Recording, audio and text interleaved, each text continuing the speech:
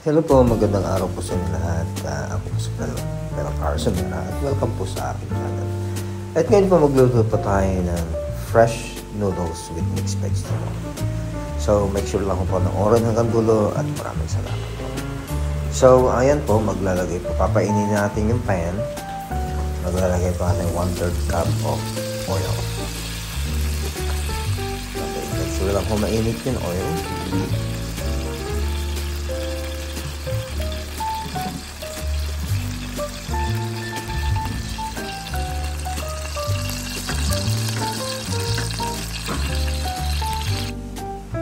Tapos, ngayon po, ilalagay natin yung bawang.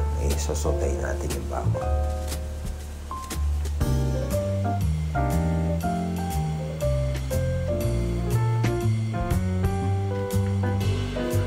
Make sure lang ho mag-brown siya bago ilagay yung sibuyas.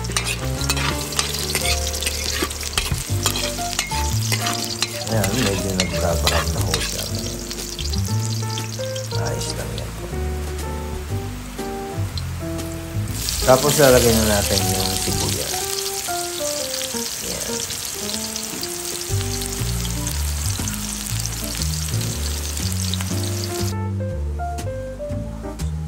So, saute din natin.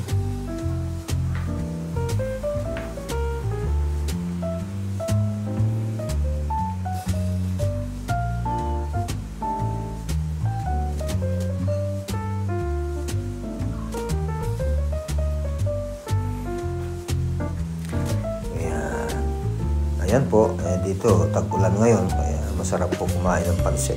Fresh noodle na pansit. So, ayan na po,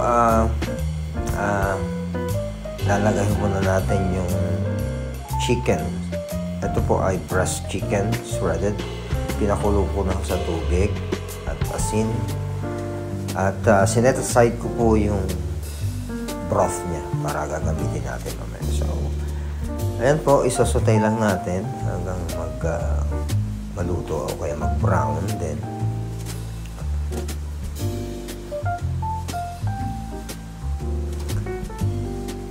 Ito po ay simpleng luto lang, kaya mabilisan po. So, ayan na po.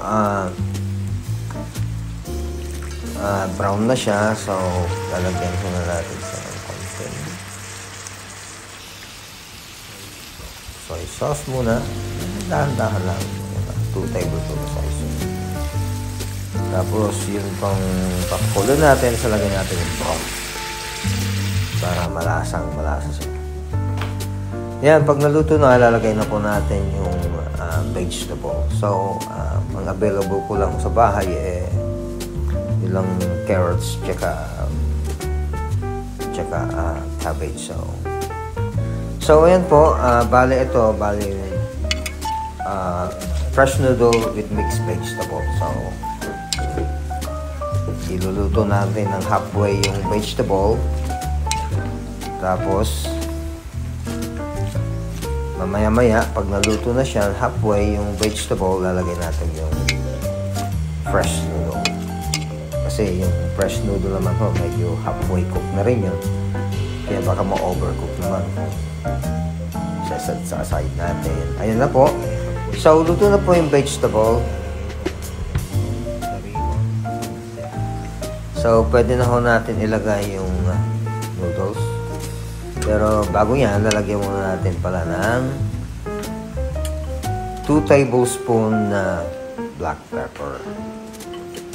Masarap po ang pansit pag may black pepper. Ayan.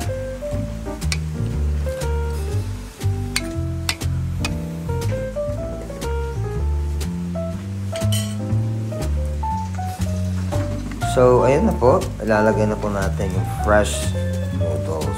Make sure lang po na hugasan bago iluto. Kasi drain na lang yung tubig. Ito po ay 3 packages po ito. Kaya medyo marami-rami. Pero, yan lang ho. Halo-halo lang natin. I-mix lang natin. Madali naman humaluto yung fresh noodle. Talagang napakadali. So, ayun na po. Malapit na siyang maluto. Halo-halo lang.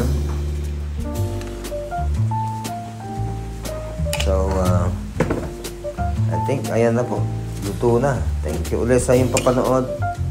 At sana ipagtubayan po kayo ng buong may kapal. God bless po sa iyo lahat.